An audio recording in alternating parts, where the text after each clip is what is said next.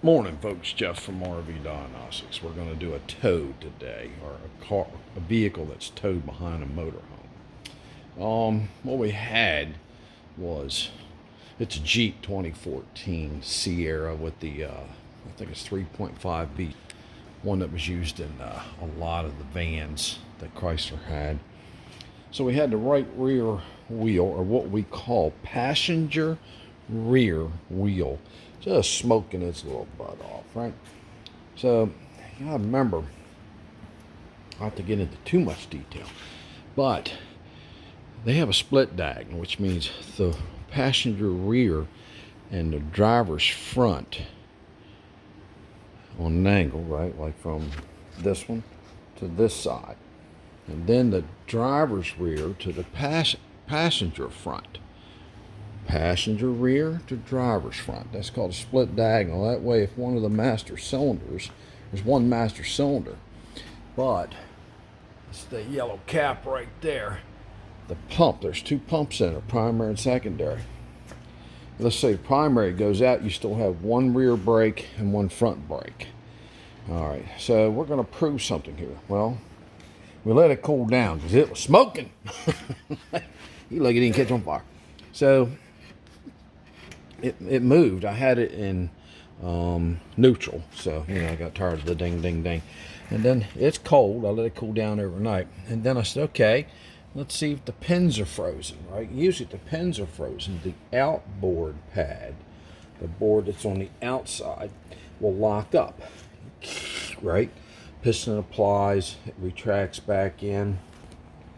Piston applies, retracts back in. And then the pins are frozen, and then the outboard pad burns up. So we go like this. Well, you see it? Both pins are doing their job. Both pins are moving. All right, so that's leading me to believe, one, we got a hydraulic issue, which means the left front would jam up too, or the piston itself. Now I think this 2014 sets a lot, and it only has like I don't know, 30,000 miles on it.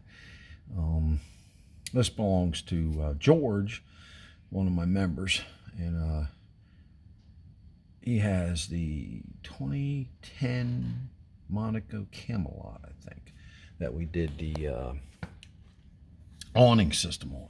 So what we're going to prove is the piston locked up because it sets so long and condensation builds up and the brake fluid absorbs water, moisture. It's called hydroscopic. That's the fancy word. And where water goes when it mixes with oil goes to the bottom and the piston freezes up. So it could just froze up. All right, so it would be behoove you or learn. I took the cap off right here on the bleeder valve. We're going to bust it loose. If it goes psh, like that and hydraulic pressure built up, that means pressure's built up here applying the piston. Then the piston should freely come in. So I'm going to take the time. I know the video is moving around a little bit. Right there, that's the bleeder. See if I can get you a better view. Better view. Yeah, right there. Okay, so give me a little bit of time, put you on pause, I'll get a wrench and see if that happens. It'll spray out fluid psh, if it's under pressure. Under pressure, David Bowie, no. All right, so we're back. I got 11mm wrench here. I've already broke it loose, but it didn't go psh, it didn't blow out. So let's see if I can get it on there for you to see it. And what you're looking for is fluid shooting out right here. Now the little hole, the bleeder. It's called a bleeder valve. All right. That was nice, huh? Okay, here we go. So it's not. It's dripping out. All right. It boiled that fluid. Okay. So folks, next thing we got to prove is that the piston locked up. Oh, it is. But I'm going to show you that the piston's locked up. So we got a caliper and all out there. I went and got it last night. Today's Friday. It's usually my day off, but it's all right. We get him back on the road, help everybody out. There you go. All right. Thank you very much. I'm going to take this apart and show you that the piston's frozen. All right, so we took the bolts out, the nuts.